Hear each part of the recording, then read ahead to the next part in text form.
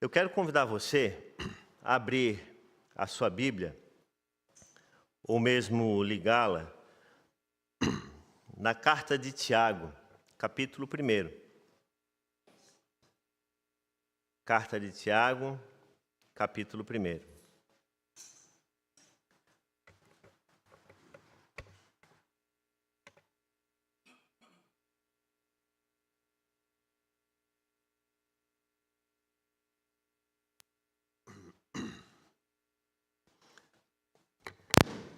Tiago, servo de Deus e do Senhor Jesus Cristo, as 12 tribos que se encontram na diáspora. Saudações. Meus irmãos, tenham por motivo de grande alegria o fato de passarem por várias provações, sabendo que a provação da fé que vocês têm produz perseverança. Ora, a perseverança deve ter ação completa para que vocês sejam perfeitos e íntegros, sem que lhes falte nada. Se, porém, algum de vocês necessita de sabedoria, peça a Deus, que a todos dá com generosidade e sem reprovações, e ela lhe será concedida. Peça, porém, com fé, em nada duvidando, pois o que duvida é semelhante à onda do mar, impelida e agitada pelo vento. Que uma pessoa dessas não pense que alcançará do Senhor alguma coisa, sendo indecisa e inconstante em todos os seus caminhos. O irmão de condição humilde glorie-se na sua exaltação, e o rico na sua humilhação, porque ele passará como a flor do campo.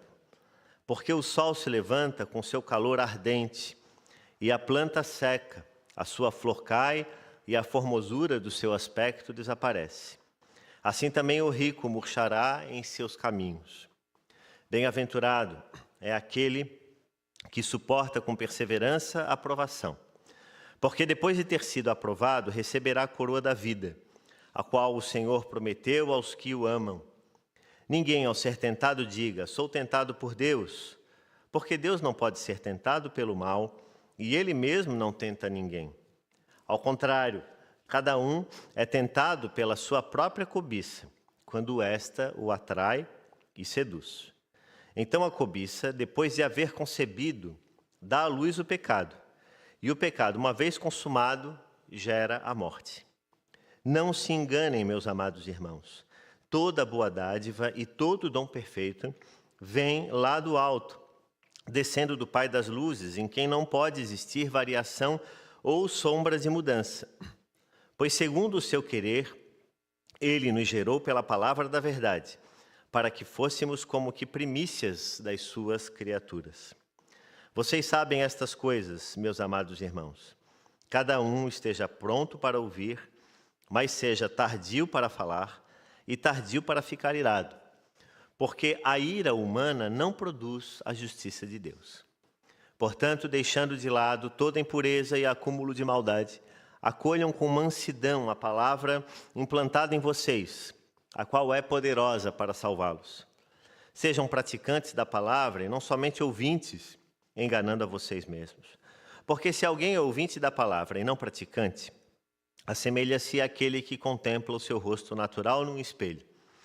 Pois contempla a si mesmo, se retira e logo se esquece de como era a sua aparência. Mas aquele que atenta bem para a lei perfeita, lei da liberdade, e nela persevera, não sendo ouvinte que logo se esquece, mas operoso praticante, esse será bem-aventurado no que realizar. Se alguém supõe ser religioso, mas não refreia a sua língua, está enganando a si mesmo. A sua religião é vã. A religião pura e sem mácula para com o nosso Deus e Pai é esta: visitar os órfãos e as viúvas nas suas aflições e guardar-se incontaminado do mundo. Vamos orar? Senhor, a Tua palavra foi lida e com reverência nos colocamos diante dela, suplicando a iluminação do Teu Espírito e a capacitação para compreendermos e nos tornarmos praticantes, operosos destas verdades. Em nome de Cristo Jesus é que oramos. Amém.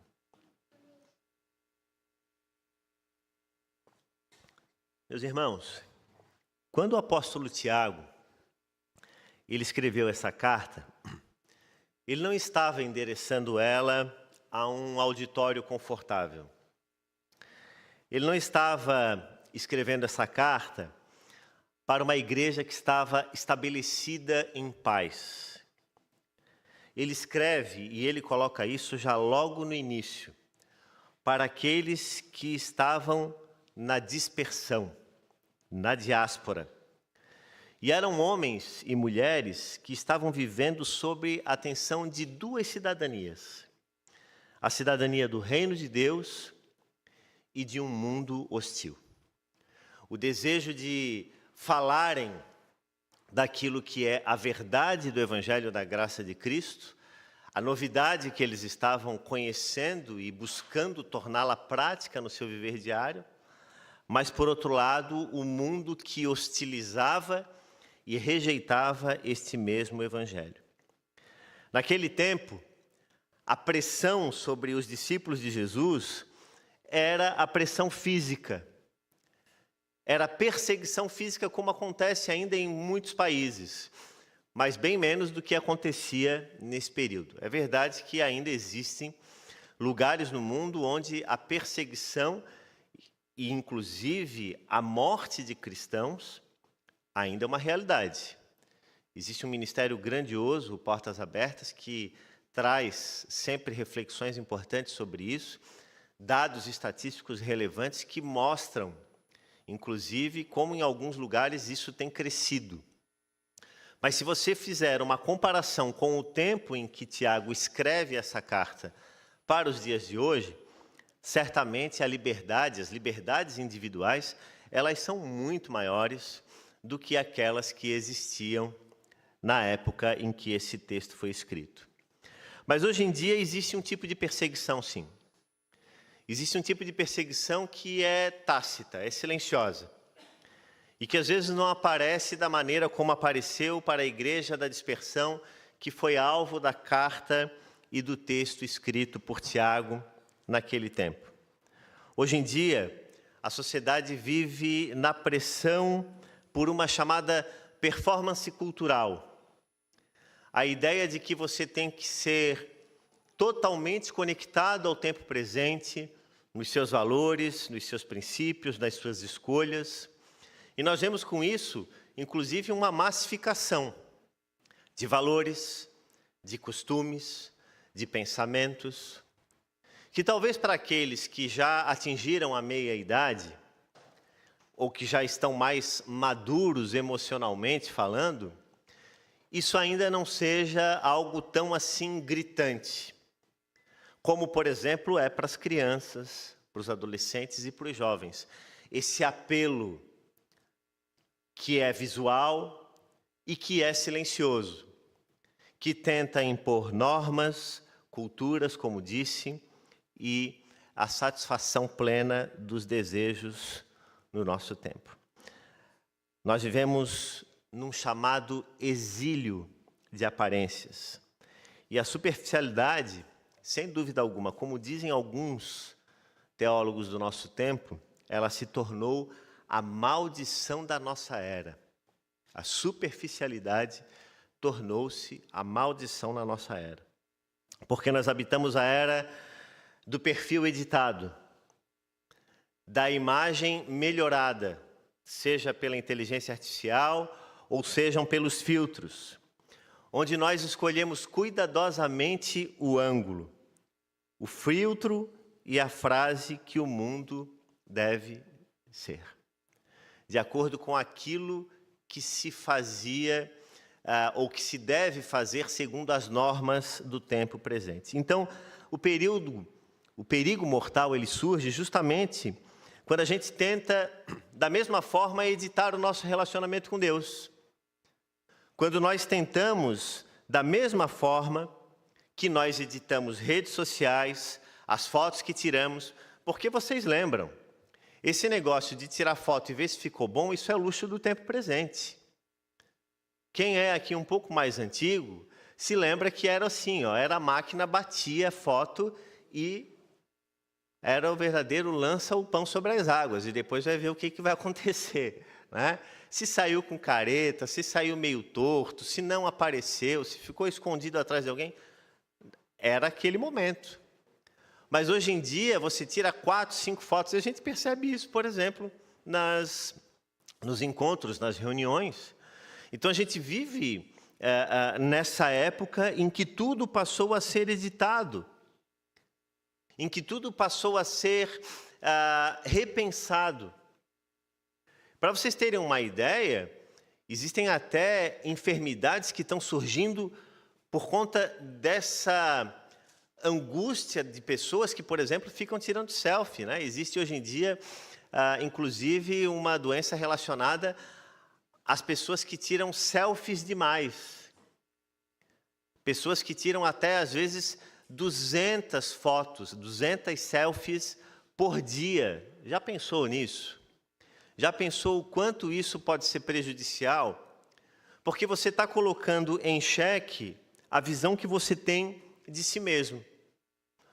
E quando nós falamos da relação com Deus, isso também não tem modificado sob muitos aspectos, porque assim como as pessoas editam fotos dos lugares por onde vão, das pessoas com quem estão, de alguma forma as pessoas também têm tentado mudar, transformar, editar, como disse, o seu relacionamento com Deus. Então, Tiago, que era irmão do Senhor Jesus, ele nos convida a sair desse palco de encenações. Ele nos convida a sair dessa realidade das aparências. E ele nos coloca diante do espelho da alma. Ele nos chama a atenção e dá um choque de realidade para aquela igreja da dispersão, dizendo: vejam, observem, saiam daquilo que é aparência e vivam esse evangelho da graça na essência. E a grande reflexão que eu e você precisamos fazer frequentemente é que a fé que não sobrevive à segunda-feira, ela não serve para o dia de domingo. A fé que não sobrevive o chão da existência de uma segunda-feira, ela não deveria nem estar na igreja. Porque é dentro da nossa casa, nas nossas relações pessoais, nas nossas lides diárias, nos nossos desafios existenciais, que a fé é posta à prova. É o momento em que nós somos chamados a viver esse evangelho não apenas pelo discurso, pela aparência, mas acima de tudo pela prática. E quando nós deixamos isso de lado, quando nós editamos o nosso relacionamento com Deus, entendendo que existem algumas partes da minha vida que Deus não precisa participar, meu relacionamento com a família, não, aqui tem uma situação meio difícil que essa parte aqui, Deus não precisa fazer parte. Mas todas as outras, estou tudo bem. Sou fiel à minha esposa, trato bem os meus filhos, sou uma pessoa correta no trabalho, mas essa questão familiar aqui eu deixo de lado. Eu faço de conta que Deus não está vendo. Ou o meu relacionamento familiar está tudo muito bom, está tudo muito bem. Mas tem uma questão relacionada com o meu trabalho que essa parte de Deus não precisa chegar, Ele não precisa se ocupar disso. Isso é edição do nosso relacionamento com Deus. Isso foge daquilo que Tiago chama-nos a atenção e daquilo que o próprio Cristo chamou os seus discípulos a viverem de fato. Então a fé cristã, ela não é uma teoria para ser discutida em reuniões teológicas, mas é uma realidade para ser encarada no cotidiano. Afinal de contas, Paulo nos lembra que a nossa glória é o testemunho da nossa consciência de que temos vivido com santidade e sinceridade. E a pergunta que eu faço a você e faço a mim também nessa hora: será que a nossa fé é uma fé que de fato é uma âncora que nos sustenta? Ou é apenas uma aparência que descasca? Será que a nossa vida espiritual, ela reflete de fato aquilo que deve ser o nosso convívio com Cristo? Ou ele é apenas mais uma simulação? Então, Tiago, irmão de Jesus, escreve essa carta e ele traz pelo menos 3 importantes reflexões e verdades que eu quero apresentar aos irmãos nessa manhã, quando fala sobre os benefícios da aprovação, sobre a sabedoria, sobre pobreza e riqueza, sobre provação e tentação e sobre prática da palavra de Deus. Então, a primeira coisa que nós precisamos atentar aqui para aquilo que a palavra nos chama é que a provação, ela é sim o termômetro da fé. E observe, por exemplo, o que fala os versículos 2, 3 e 4 desta carta de Tiago. Meus irmãos, tenham por motivo de grande alegria o fato de passarem por várias provações, sabendo que a provação da fé que vocês têm produz perseverança. Ora, a perseverança deve ter ação completa para que vocês sejam perfeitos, íntegros, sem que lhes falte nada. E veja só que interessante, porque quando nós abrimos o texto de Tiago, nós somos confrontados já no começo com a realidade da dor. No entanto, que o apóstolo Tiago ele nos propõe é uma mudança radical de perspectiva. Uma mudança absoluta do nosso olhar. A diferença entre perguntar o porquê e passar a refletir sobre o para quê. Porque enquanto o relativismo nos empurra para o chamado vitimismo, em que sempre se pergunta por que isso acontece comigo? Por que eu? A fé em Cristo Jesus, ela nos ancora no propósito.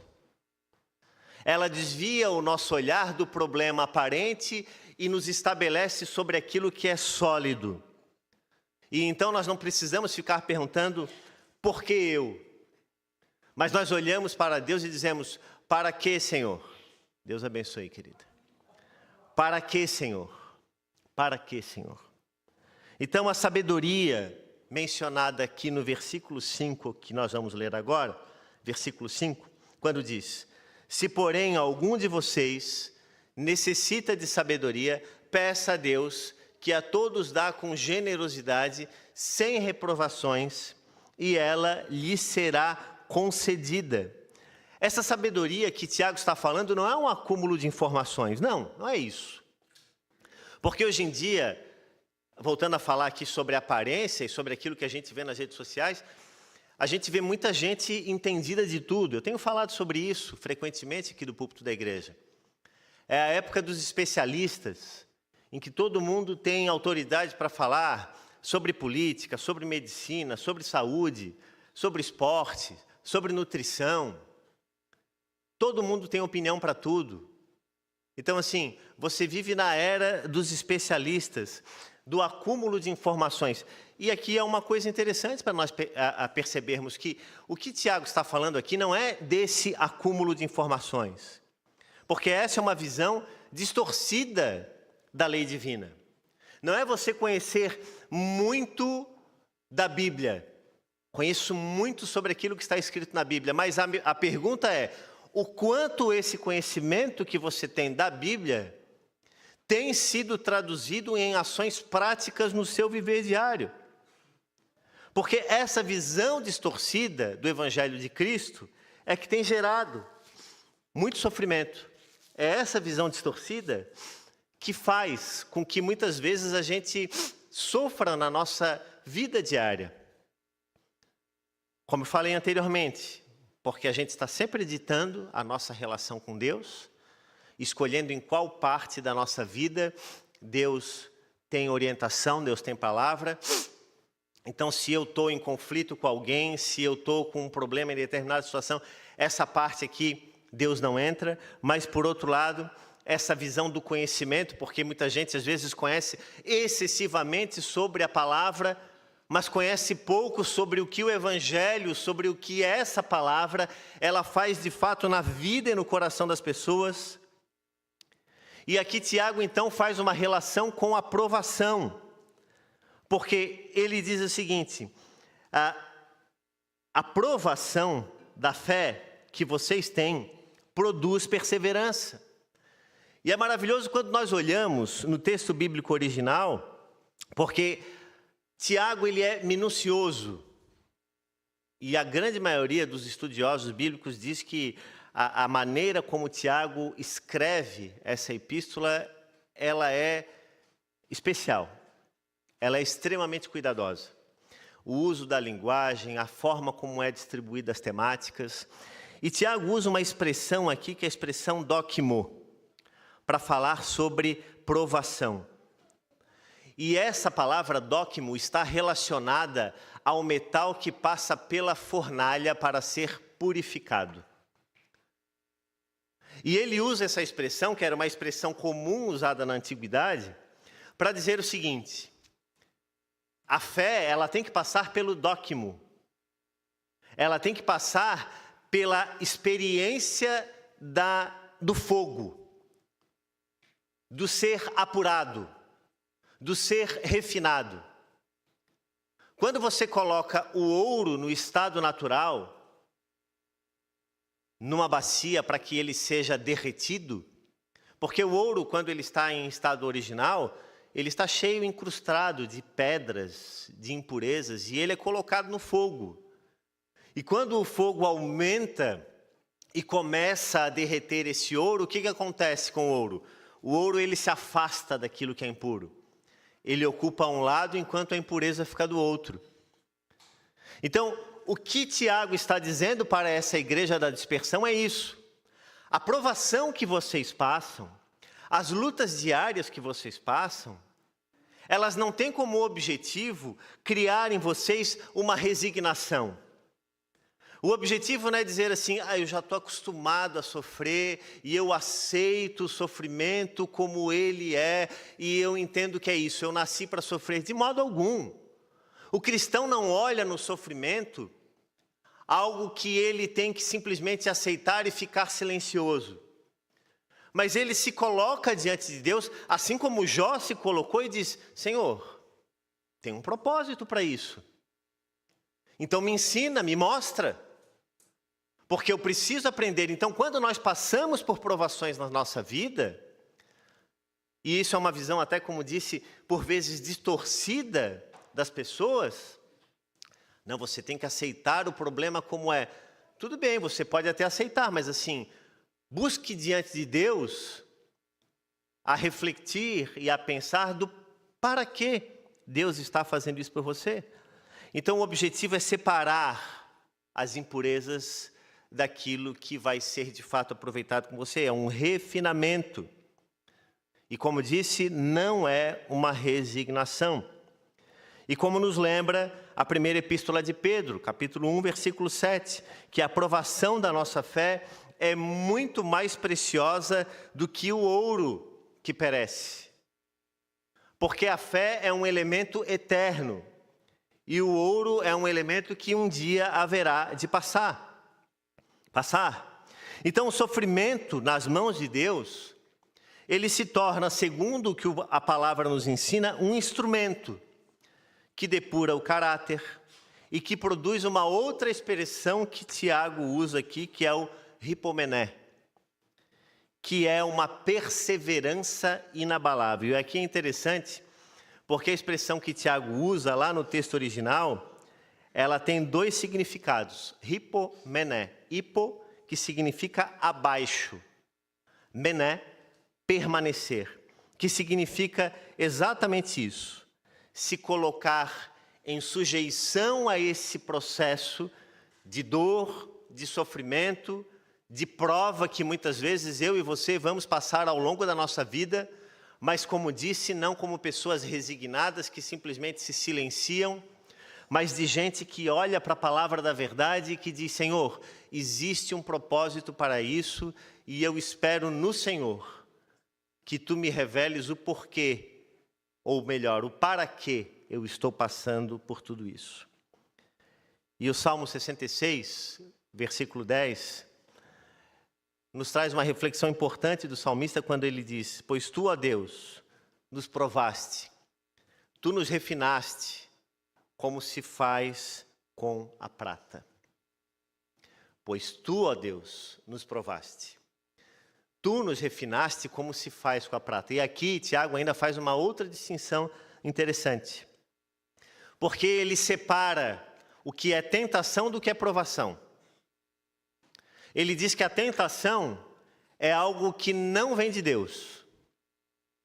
A provação é algo que vem de Deus. A provação, ela tem um objetivo. É a pessoa se colocar abaixo da vontade de Deus, mas com a certeza de que durante esse desconforto, durante essa dor, durante esse sofrimento, Deus está tratando valores, Deus está nos aperfeiçoando, Deus está trabalhando o nosso caráter e nos tornando pessoas melhores para servi-lo. Então, quando passarmos pelo sofrimento, que a gente não fique lamuriando,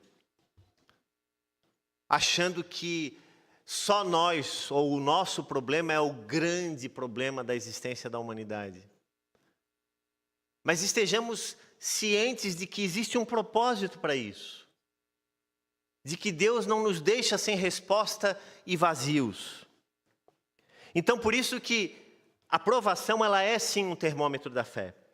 Outra coisa importante que essa palavra nos mostra é sobre a tentação.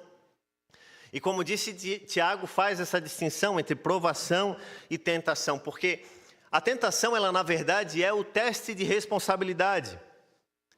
E Tiago avança da pressão externa para a pressão interna, percebe? Ele traz de algo que você pode passar, e quando a igreja era perseguida, ela estava sendo provada, ela não estava sendo tentada, ela estava sendo provada. Quando a perseguição vem contra a igreja, provação. Quando eu tenho que lidar com os dramas do meu coração, com as inconstâncias daquilo que está dentro de mim, aí eu estou lidando com a tentação. E o pecado, Tiago mostra-nos que tem um ciclo. Ele começa como se fosse uma isca, a cobiça, alimentada pela ideia de que eu mereço ser feliz acima de tudo. E a sociedade do nosso tempo, ela é expert nisso, né? Eu preciso aproveitar, eu preciso me presentear. Isso é importante para mim. Mas só que junto dessa isca que nós recebemos diariamente nos nossos corações, vem o anzol. Que é o anzol do consentimento, quando a nossa vontade justifica o desejo acima da palavra de Deus. E aí é quando então eu vou separar. Era para eu me conter neste sentimento, era para eu não fazer tal coisa, mas eu vou fazer o seguinte: Senhor, dá licença um pouquinho aqui para eu dar vazão para esse meu desejo, depois a gente volta a conversar. Por isso que a palavra nos fala: vigiem e orem. Estejam constantemente atentos, porque a nossa luta é essa, irmãos. É uma luta diária, frequente. Não é só quando a gente se lembra de pedir ou se lembra de chamar. E o que Tiago fala aqui, seguidamente, é que há então um parto espiritual. Porque ele diz que a cobiça gera o pecado e quando este amadurece, dá luz à morte. Então perceba, o pecado ele não vem pronto na nossa vida. É uma semente, é uma isca. E então a pessoa começa a dar espaço para aquilo. Ela começa a relativizar, ela começa a achar que não faz tão mal assim, que não é tão ruim assim. Ou vocês acham que Davi, quando chamou Batseba para vir ter com ele, foi no primeiro dia que ele a viu assim? Quando ele estava andando pelos jardins do palácio e olhou, de repente, se interessou e chamou ela? Obviamente que não. Ele cultivou no coração dele o desejo, o anseio, e todo pecado na nossa vida, ele surge dessa maneira. Quando nós damos espaço para ele, ele vai se tornando, ele vai sendo gerado. ele vai sendo, e aqui Tiago usa, inclusive, faz uma analogia com a gravidez, né? Porque ele diz que ele vai sendo gerado e, de repente, ele concebe, ele dá à luz. E quando ele dá à luz, é porque daí você não se contém mais e aí nós pecamos. E muitas vezes, no ato do pecado, o arrependimento já começa. Só que a ação do pecado sobre o coração humano, ela se tornou tão grande que muitas vezes é difícil de voltar atrás. Por isso que Provérbios capítulo 4, versículo 23 nos fala: sobre tudo o que se deve guardar, guarda o teu coração, porque dele procedem as fontes da vida. Então, irmãos e irmãs, se nós não guardarmos o coração, a inclinação da carne, os desejos do coração vão nos dominar. É como diz Romanos capítulo 8, versículo 6, a inclinação da carne é a morte, mas a inclinação do Espírito é vida e paz. Então, se nós não controlarmos o nosso coração, e nós precisamos entender, não é a nossa capacidade, não é o nosso conhecimento intelectual, não é o nosso vigor físico, a nossa saúde física que vai nos fazer evitar cair no pecado, mas é a nossa dependência da graça de Deus em todos os momentos da nossa vida. Porque a inclinação da carne é para a morte. Então, assim, quando o desejo do coração fala mais alto do que o espírito na nossa vida, nós caminhamos para a morte. Mas quando nós fazemos aquilo que é da vontade de Deus, ainda que muitas vezes contrariando a nossa própria vontade, o nosso próprio desejo, acredite, nós vamos sentir paz.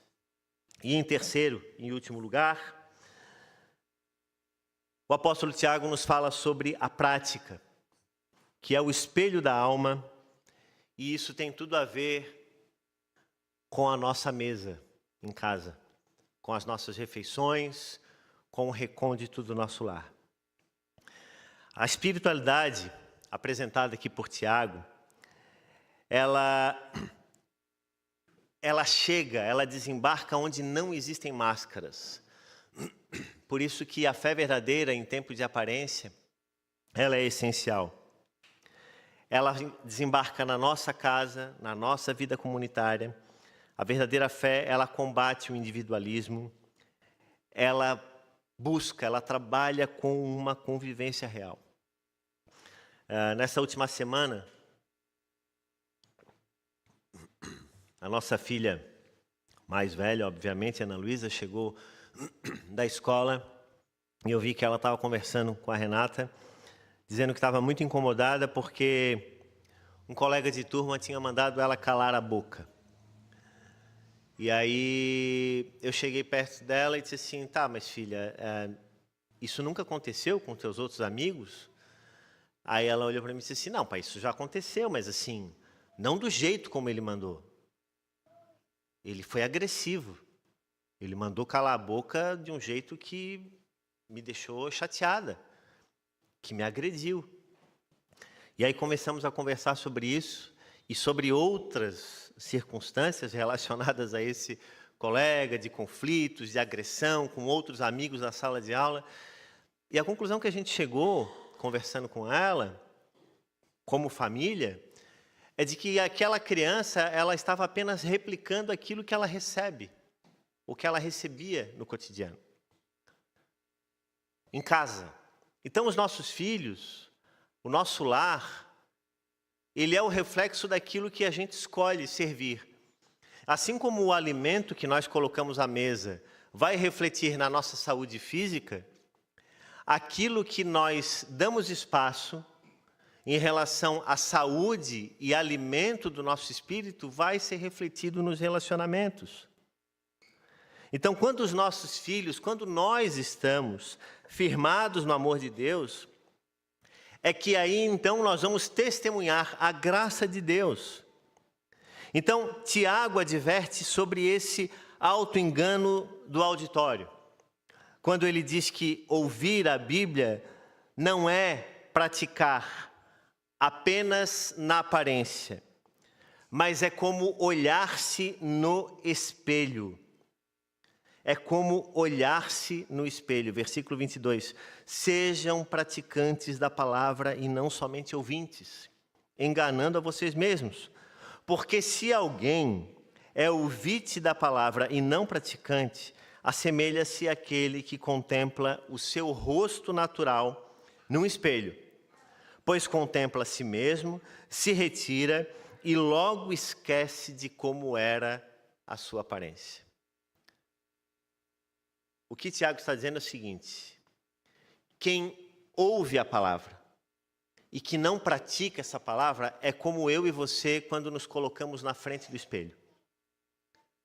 Nós só nos conhecemos porque existe um espelho, porque nós temos um reflexo. Senão nós não nos reconheceríamos, não saberíamos quem somos. Os outros sim, mas nós não. E o que Tiago está falando é o seguinte, que quem não pratica a palavra é como quem se coloca na frente do espelho, olha para o seu rosto, contempla a sua imagem, dá as costas e diz: quem eu sou? Eu não me lembro, eu não me reconheço. Então, quem lê a palavra da verdade, quem se diz discípulo de Jesus, quem caminha com Cristo e olha para a palavra e não a pratica, é como esse homem, como essa mulher que se coloca no espelho e depois não se reconhece. E é exatamente sobre isso que Jesus fala no final do Sermão do Monte, capítulo 7, quando ele fala sobre os dois fundamentos. É exatamente sobre isso que Jesus fala depois de ter iniciado o Sermão do Monte lá no capítulo 5 de Mateus. E falado desde as bem-aventuranças por todas as mensagens que conhecemos que estão presentes no Sermão do Monte, quando ele chega lá no final do Sermão do Monte, no final do capítulo 7, Jesus olha para o povo que estava reunido com eles e diz assim: olha, vocês entenderam o que eu falei? Eu imagino que muitos devem ter balançado a cabeça, outros estavam cochilando, outros estavam olhando para o sol, porque não tinha relógio naquela época, para ver se Jesus não tinha falado demais. E Jesus olha para aquela multidão e diz assim: se vocês ouviram a palavra que eu preguei agora, que eu falei, e vocês tornarem ela em prática, vocês serão como homens que constroem as suas casas sobre a rocha. E se vocês ouviram essa palavra e não se tornarem praticantes dela, vocês se tornarão como homens que constroem as suas casas sobre a areia. Por isso que a epístola de João, a primeira epístola, ela reforça dizendo: não amemos o mundo, não amemos aquilo que não é de Deus. Não amemos de palavra, não amemos de língua, mas por obra e em verdade. A religião pura, ela tem marcas nítidas. E é assim que Tiago encerra o capítulo 1 da sua carta. Ele encerra dizendo, depois de ter falado sobre provação, sabedoria, pobreza e riqueza, provação e tentação, prática da palavra de Deus, ele vai encerrar no versículo 26 e 27 dizendo o seguinte: se alguém supõe ser religioso, mas não refreia a sua língua, está enganando a si mesmo. A sua religião é vã. Então, o que Tiago está dizendo é o seguinte: primeira expressão de uma espiritualidade sadia e conectada verdadeiramente a Deus, Cristo Jesus e a sua palavra: segurar a língua, refrear a língua, conter as opiniões, pensar 4, 5 vezes antes de dizer aquilo que pensa, refrear a língua. E depois ele continua dizendo: a religião pura e verdadeira e sem mácula, ou seja, sem mancha, para com o nosso Deus e Pai é esta: visitar os órfãos e as viúvas nas suas aflições e guardar-se incontaminado do mundo. Por que Tiago fala isso? Que a religião verdadeira é a religião que visita órfãos e viúvas nas suas aflições e guardar-se incontaminado no mundo. Duas expressões bem práticas aqui: serviço e busca por santidade. O Evangelho da Graça, ele existe para que nós sirvamos uns aos outros. E Tiago aqui revela um grupo da sociedade que era fragilizado. Órfãos e viúvas nas suas aflições. Então ele diz que o evangelho, de fato, a religião verdadeira é a religião que serve aos irmãos, que serve aos necessitados, que caminha com aqueles que estão adoecidos, que caminha com aqueles que estão necessitados. Mas ele também alerta que a religião verdadeira é para manter-se incontaminado do mundo. E só existe uma forma de nós nos mantermos incontaminados do mundo. É praticando a palavra de Deus de fato. Nós não podemos nos tornar ouvintes esquecidos. E eu quero deixar aqui, encerrar com uma reflexão, que é a seguinte. Se hoje nós tirássemos o nosso crachá de cristãos e o nosso vocabulário religioso, o que restaria da nossa vida que ainda apontaria para Jesus? Que nós nos lembremos que a religião pura e verdadeira, como disse, não é aquilo que nós parecemos diante dos homens, mas aquilo que de fato somos diante de Deus. Que o Senhor nos abençoe e nos dê capacidade para vivermos esse evangelho de maneira integral. Amém, irmãos?